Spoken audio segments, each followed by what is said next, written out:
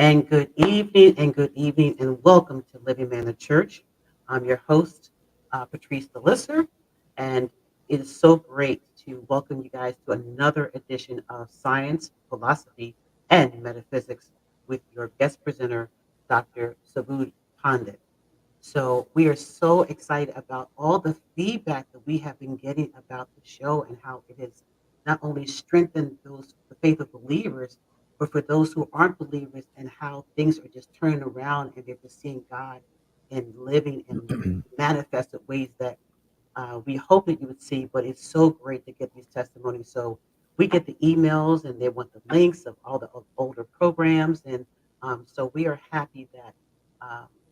You are so blessed by these programs. So guess what? Even though we're live tonight, you can be a disciple and share the link with somebody even right now, not just the previous programs, but even what we're watching currently as we continue on this journey of building our faith and renewing our faith with our guest speaker, Dr. Pandit.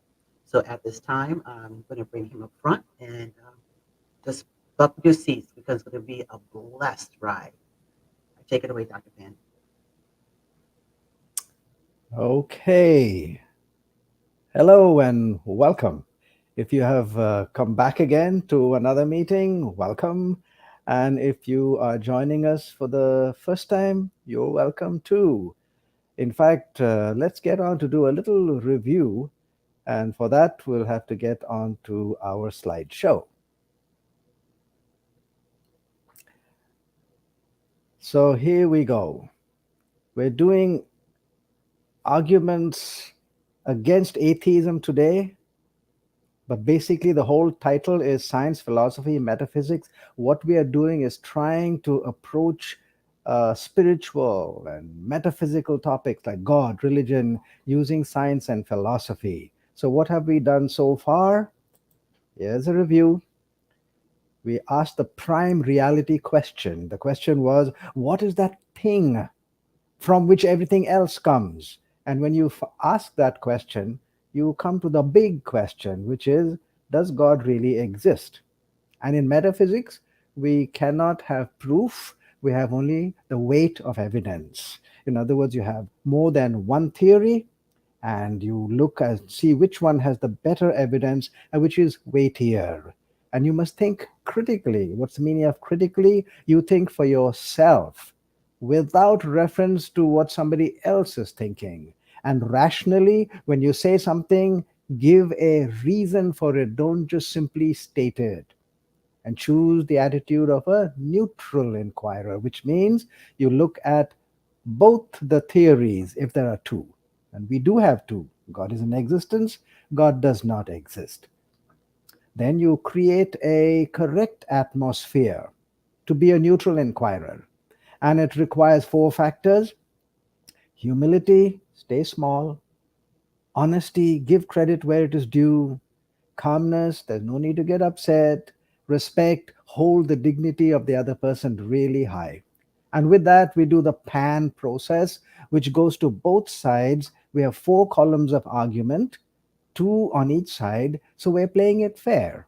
So, what we did before was column one, arguments for atheism, none.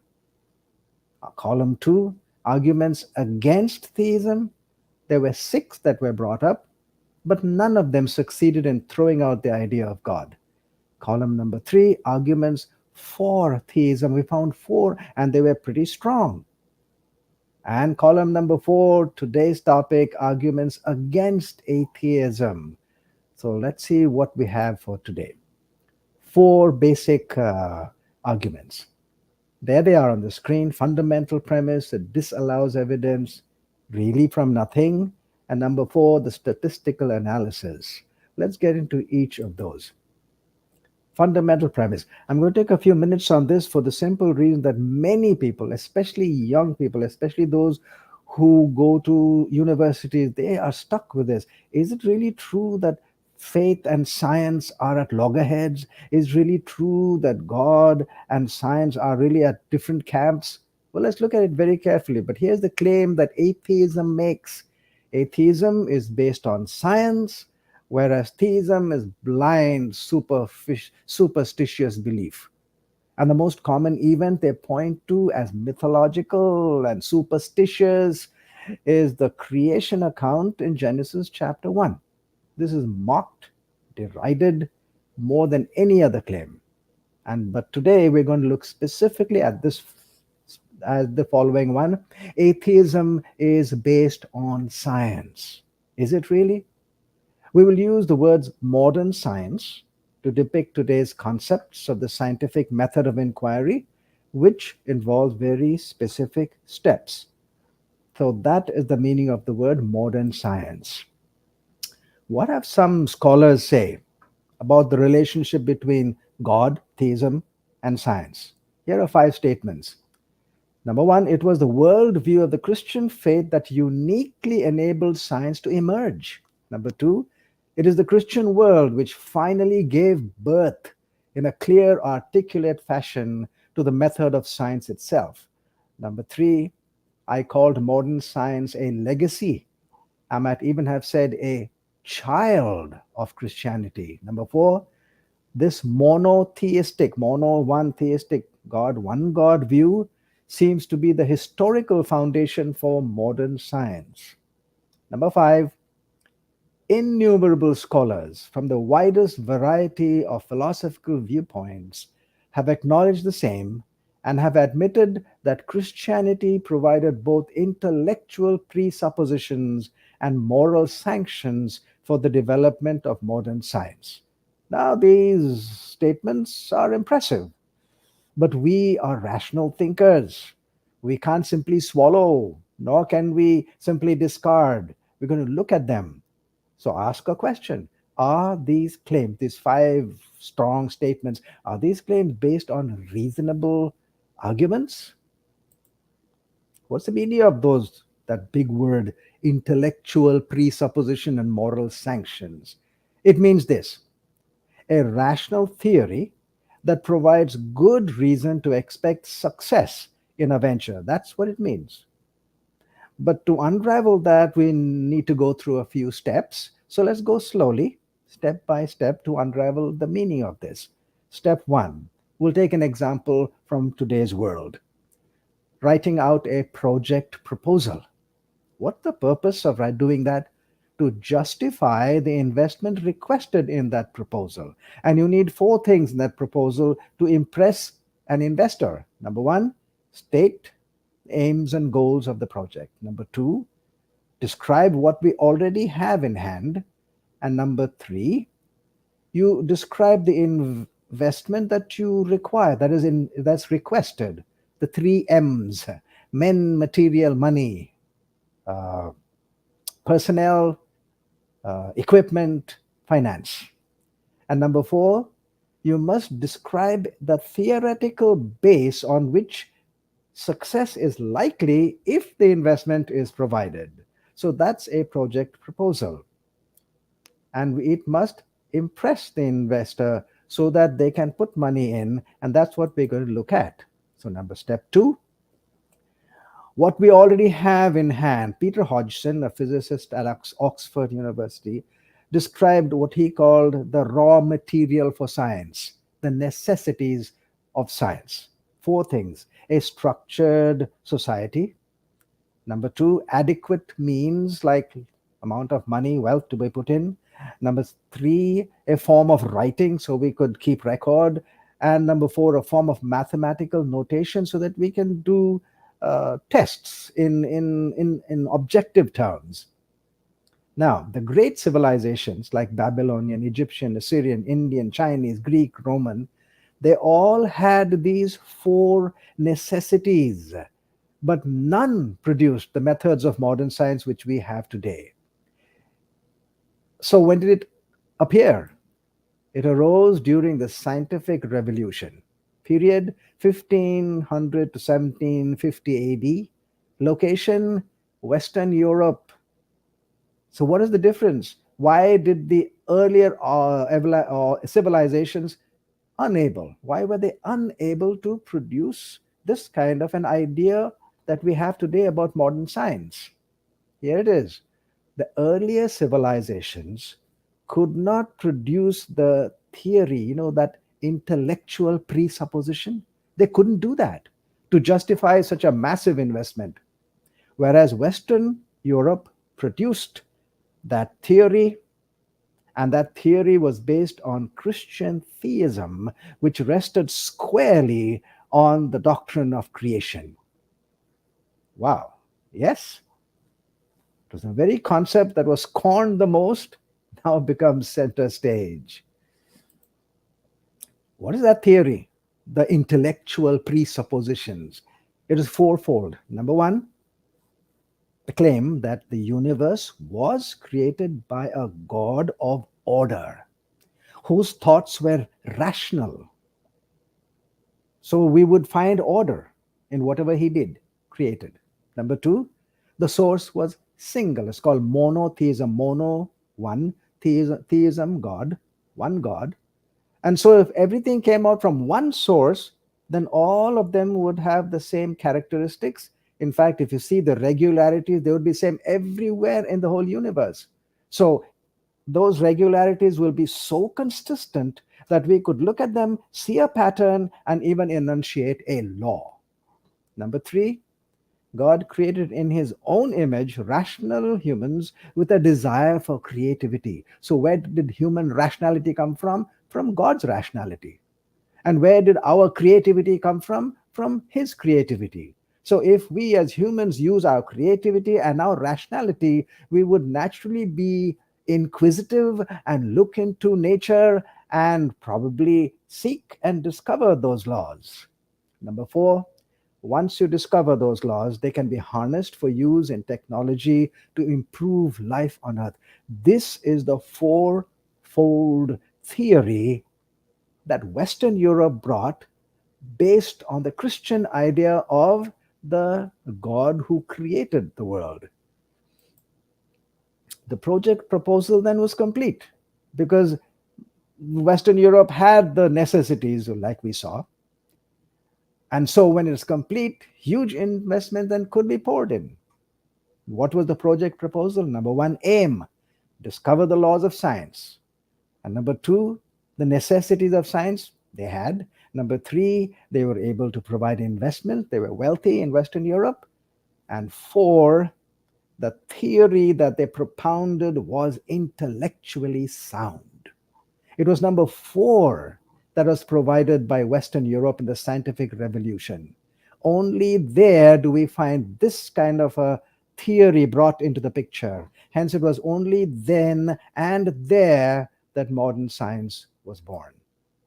Step number five, no other civilization made such a clear cut proposition for science because none had such a clear cut theology. So they could not justify such a massive investment into search for the laws of nature. Natural laws were not known at that time. Hence, the earlier civilizations were not able to predict them. However, the existence of such laws was confidently predicted by theism based solidly on the doctrine of creation. Here are some quotes. Many of the greatest scientists in history were deeply committed to the Christian faith and not only saw their faith as compatible with science, but as inextricably intertwined with it. Here's one by Albert Einstein. Science can only be created by those who are thoroughly imbued with aspiration toward truth. This feeling, the source of feeling, however, springs from the sphere of religion, from theology. Science springing from theology. That's the basic idea. So now let's honestly examine atheism. It describes nature as mindless, undirected, random. Think. Laws cannot exist in such circumstances. Therefore, atheism can never predict laws of nature, nor provide a rational theory for inquiry into their existence in nature. Michael Guillen, a triple PhD in astronomy, physics, and mathematics, said this: atheism is patently unscientific. And here's another statement: it is actually atheism, not faith, that is inherently incompatible with science. Science and God mix very well. It is science and atheism that do not mix. And so the basic claim and fundamental premise that atheism is based on science is false. This falsehood constitutes a strong argument against atheism. Let's take a break, just a few minutes, with moments.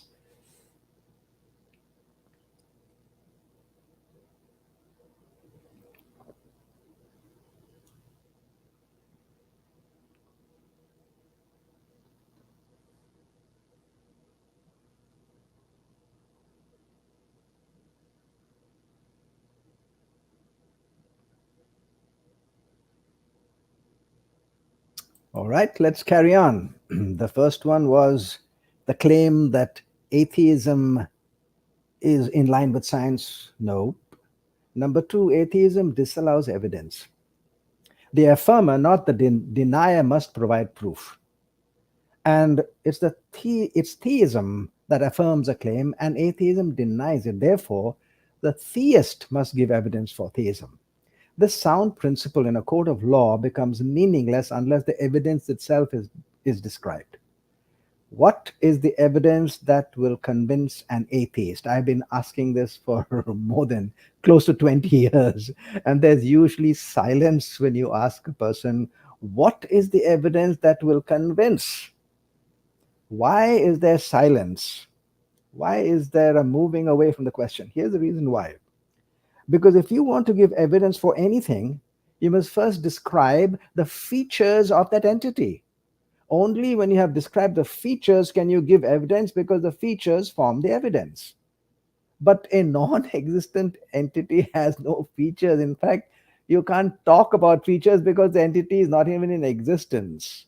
So once you declare an entity non existent, no evidence can be found. Get that? Amazing. Any evidence is not counted as evidence. Let me give you an example. If airplanes never existed, then no matter how many propellers or jet engines or fuselages or cockpits or seat belts you find, they will not point to an aeroplane.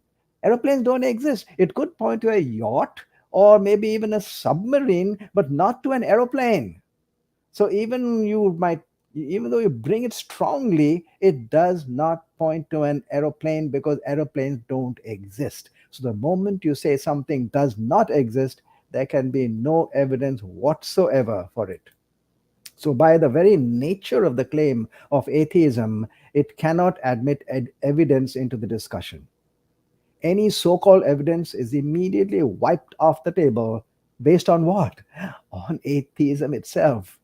So the claim of atheism is based on atheism. This is circular reasoning. But here's what we see. If atheism is correct, it is the strongest position possible. Nothing can move it. Whereas if it is wrong, it can never be corrected. Nothing can move it. So if nothing can move it at all, either direction, then it is not science, it is a dogma. Any claim that dismisses all evidence offhand becomes questionable and suspect. Because atheism dismisses all evidence and thus can never show itself credible. Therefore, it cannot be an established claim in the eyes of the rational general public. So, atheism's inability to examine any evidence whatsoever is a powerful argument against it. In other words, it is a baseless claim. Number three, is the origin of the universe absolutely nothing? You see, if God did not create the universe, then the only other place, you can't even call it a place, or even the point of origin is nothingness, absolute nothingness. Remember the prime reality question?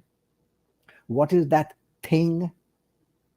So if you say nothing, then you have not answered the prime reality question, because it asked, what is that thing?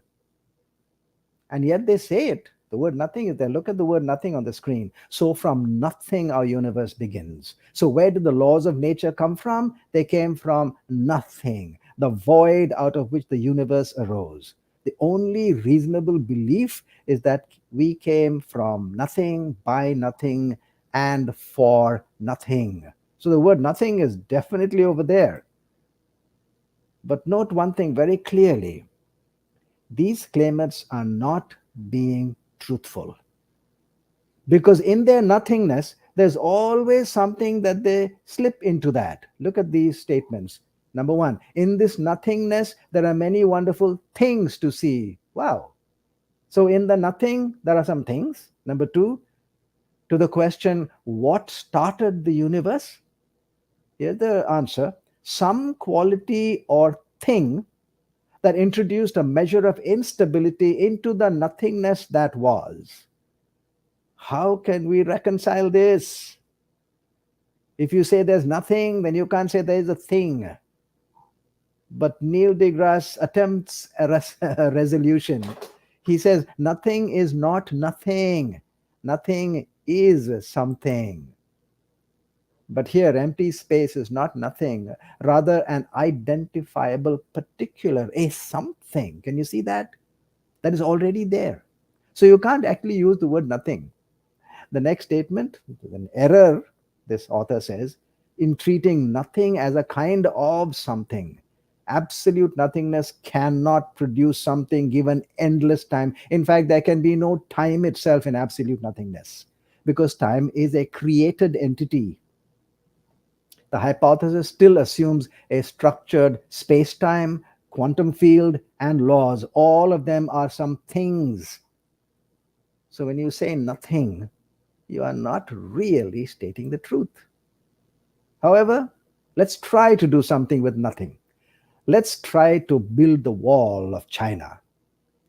Let's see if it can be physically done. I will give you no material, no builder, no time, no space, not even you. And if you are going to complain to me, even I am not in existence. And yet we have to build it. And we're not talking just about the wall or this world. We're talking about matter and energy in a trillion galaxies, which form magnificent three-dimensional patterns across billions of light years of space. How are you going to start building all that with nothing at all? So physically, absolute nothingness as a starting point is totally impractical. How about philosophically? Absolute nothingness cannot be imagined. Did you know that? If you try to imagine, you are always there in the imagination. Why? Because imagination requires a mind that is functioning, and one cannot imagine the non existence of that which is functioning. And that which cannot be imagined cannot be proposed as a scientific theory, because there's no starting point to generate the theory or even to evaluate it. Even fantasy fiction must first be imagined before it is written down. So, philosophically, absolute nothingness as an origin is an impossibility. How about mathematics? Science may be represented as common sense wrapped in mathematics. Statements in physics must have a mathematical basis to be authentic science, and that mathematical equation must make perfect sense. That's why it's called equation. The totals must be equal on both sides.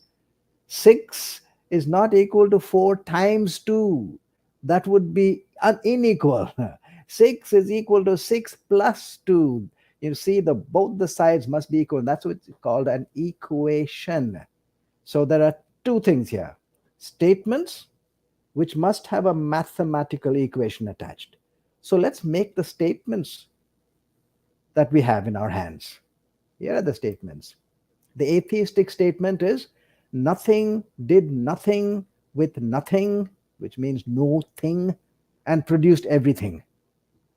Whereas the theistic proposal, someone did something where there was nothing before and produced the universe there. Think. which really would be rational. So, as a statement, we just made a statement. We have to make it now into an mathematical equation. How does that look? Here's the atheistic proposal in mathematical terms: 0 plus 0 plus 0 is equal to 100. I'm not trying to be sarcastic. I'm just trying to place it so that we can see the delineated sides very clearly. The theistic proposal, x, which is a number, plus y, another number, plus 0, could be equal to 100. Now, if you look at those, which equation can possibly reach 100? Which equation can possibly be equal? The next three on the screen are 7 digits. The first one is 6 zeros and 1, and the second one also is 6 zeros and a 1. But the first number amounts to only 1, whereas the second number is 1 million. How come? They both have 6 zeros and 1. Here's the reason. In the first one, you start with zeros. And if you start with zeros, those zeros have no value. Zeros or any number has values only after you start with a number. And that's why the third line over there with 7 zeros, if you start with zeros and don't add any number, all you get is a 0 at the end. So 0 as a starting point is valueless. It's an absolute block to spontaneous change. Only a number added from outside the series of zeros will give value or substance. So absolute nothingness, 0, without any real numbers related to it as a mathematical premise and starting point, is worse than absurdity. So absolute nothingness as a starting point is physically, practically, it's impractical, philosophically impossible, and mathematically worse than absurdity. So here's a Latin aphorism: ex nihilo nihil fit. Translated, it says, out of nothing, nothing comes. Absolute nothingness as an origin is physically, philosophically, mathematically a baseless claim. Therefore, the starting of the point of the universe was not absolute nothingness. So the falsehood of the claim that it starts from nothing is a strong argument against atheism. Let's take a break.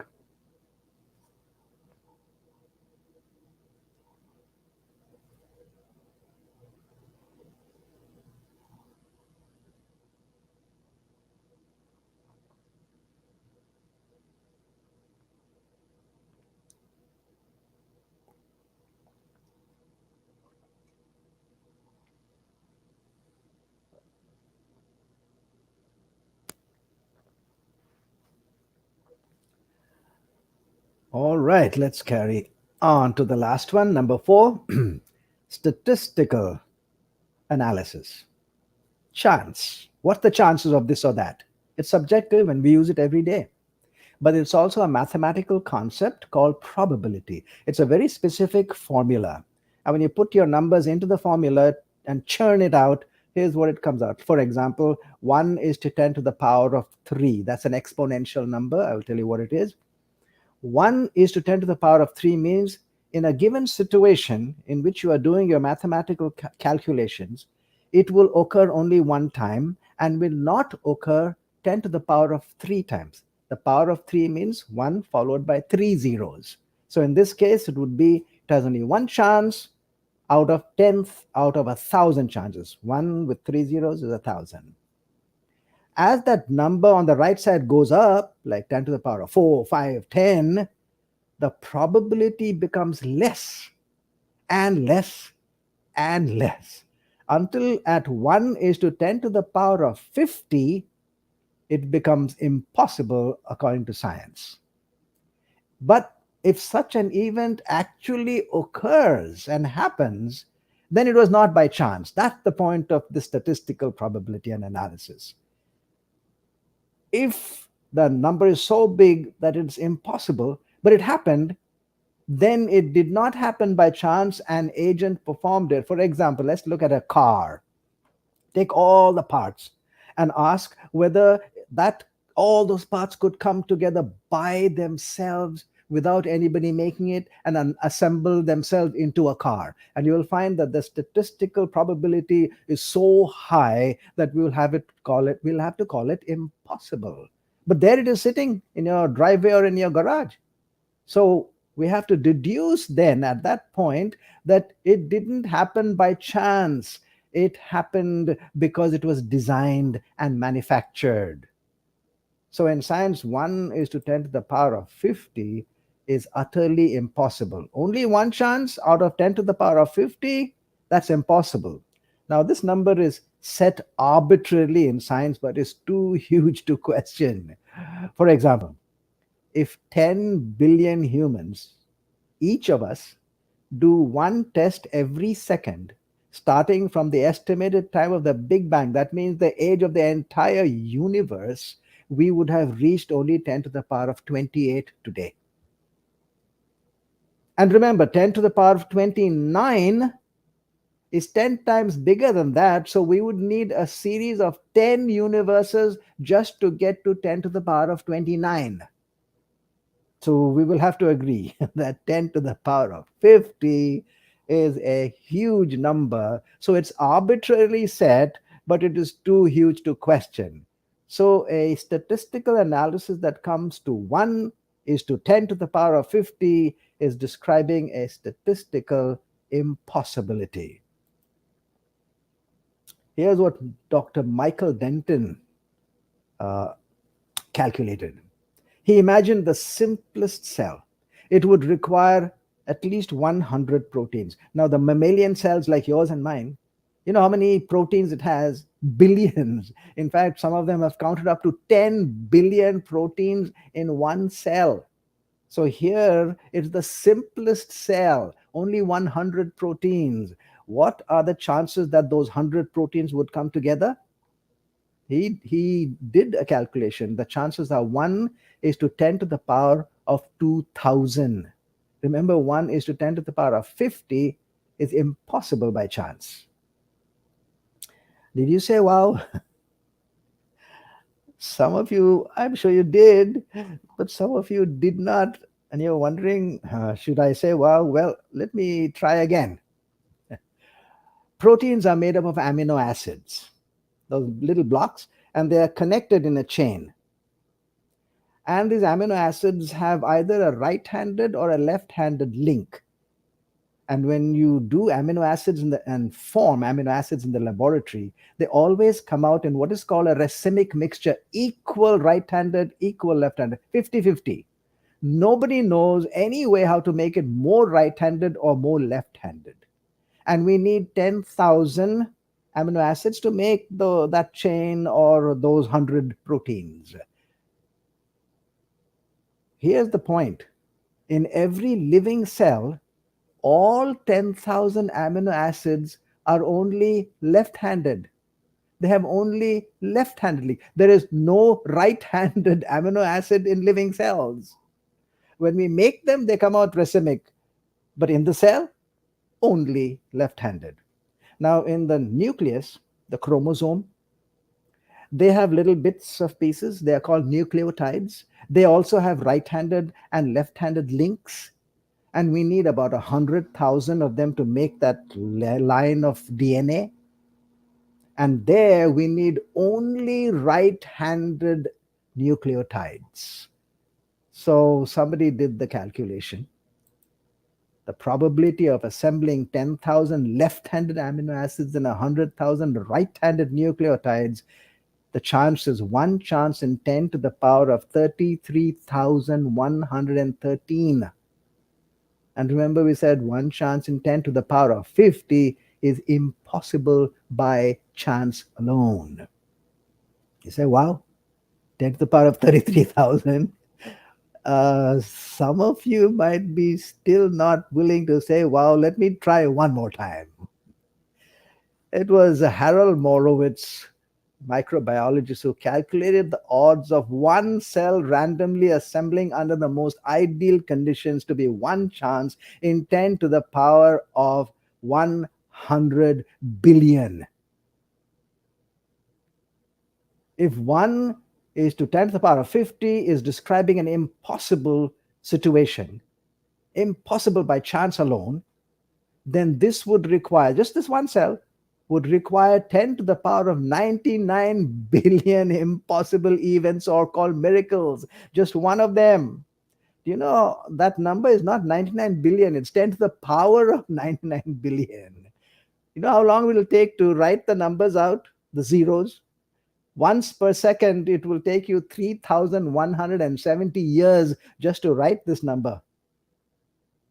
Can you think of what they are saying? And atheism's loud and bold claim is that everything happened by chance alone. And remember what we said, if it happened, something that was totally statistically impossible, then it had to be by an agent. Here's some logic attached to it. If only two possibilities, A and B, exist, and only one of them is correct, then if A is possible, so is B. If A becomes improbable, B becomes probable. And if A is impossible, B becomes fact. I'll give you an example. It's on the screen. What is 9 minus 3? One of those is correct, A or B. And I say A is 15 and B blank. Which one will you choose, A or B? It'll have to be B, because 9 minus 3 cannot be more than 9, and 15 is more than 9 is totally impossible. You will have to choose B even though you never saw it. Did you get that? You don't have to see it. You don't have to feel it, touch it, hear it, like so many say, I haven't seen, I haven't. No, logically, you don't have to see it when something becomes absolutely impossible. And we saw that just now. How often have I said to you, said Sherlock Holmes, that when you have eliminated the impossible, whatever remains, however improbable, must be the truth. So if it was statistically impossible that even one cell was synthesized by random chance, and it required 10 to the power of 99 billion miracles, then the truth is that an agent did it. So statistical analysis is a powerful argument against atheism. So here we've got the four. Fundamental premise that it is in line with science is false. It disallows actual evidence from being even evaluated. You start from nothing, it's impossible.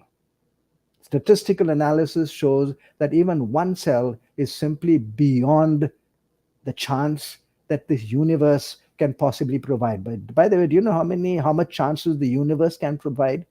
They've done a calculation.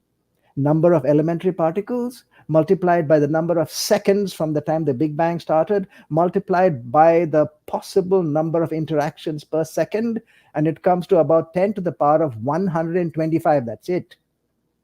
Total chance in the universe, 10 to the power of 125. So our numbers are way, way, way beyond that. So what grade will you give this column? By the way, you should grade each column and put your own grade. Don't worry about what somebody else says or what they might be thinking, your own grade. Because next week, we're going to put the columns together and assess the weight of evidence. The Q&A session now.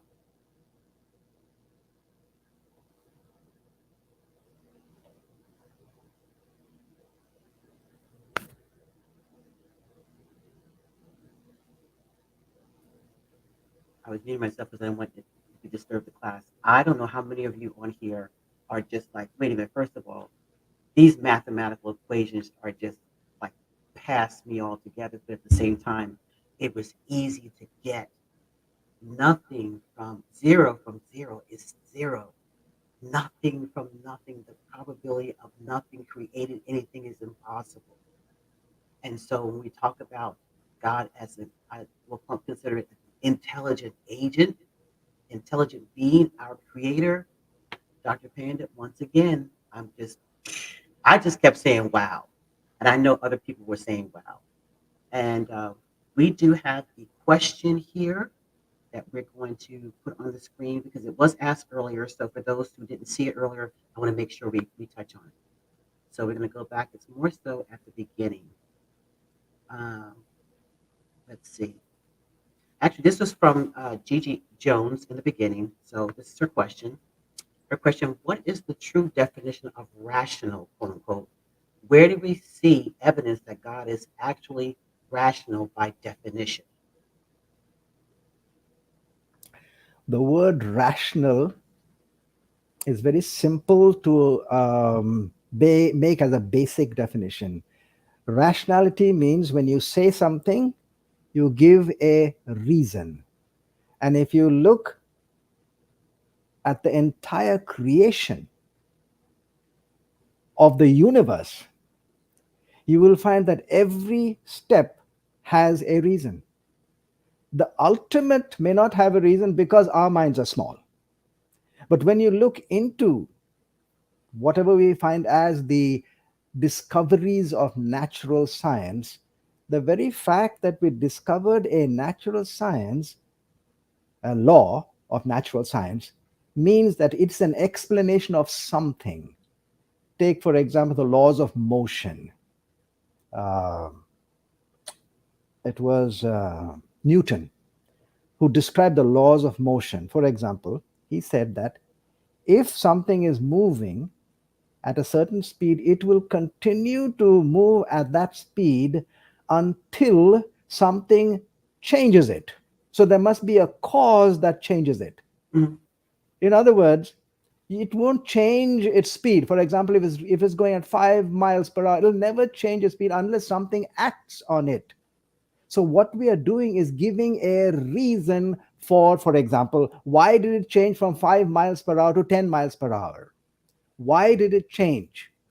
That is giving a reason. And when you look at the entire way in which the universe has been structured, every bit inside there has an explanation. Some of those we can see, and some of those we can't. What we can say is what we can see shows that there are huge amount of reasons, and that is the meaning of rationality. So when there are reasons, we say whatever created that structure had reason in his mind to create it exactly that way. And that's why we say God has a rational mind. And if he has a rational mind, we can explain our rational mind by the fact that the source of a rational mind is rational. If he didn't have a rational mind, we could not have had a rational mind. So we are describing rationality in terms not only among ourselves, but also from there. You will never be able to explain our rationality unless you have a source from where we get our rationality. That is why the theory of creation is so rational, is so evidence based. Awesome, awesome, awesome. Well, everyone, this has been a very impactful session tonight, and we will be back next Thursday at 7 p.m. Eastern Standard Time. And please take the opportunity to go back over this session for tonight and to even build your faith even more. Please go back to the previous sessions as we started the class off. So we want to thank you all for joining us tonight here on Science, Philosophy, and Metaphysics. We want to thank our illustrious presenter, Dr. Pandit, very much for being with us tonight. And if you have any questions for Dr. Pandit, please, I've gotten emails and uh, responded to them. Many of you have been asking how can we watch the other shows, and you can just go right to the YouTube channel, Power of the Land Ministries, as well as here on Living Manor Church as well, and on all the Pastor Maya's Facebook pages. So to everybody, have a great, great evening as we're preparing for Sabbath. For some of you, probably Sabbath is beginning soon, your day ahead of us. So have a wonderful evening, Dr. Penn. Thank you so much. And we will see you all next week. Have Take a care. great week. Have a great week.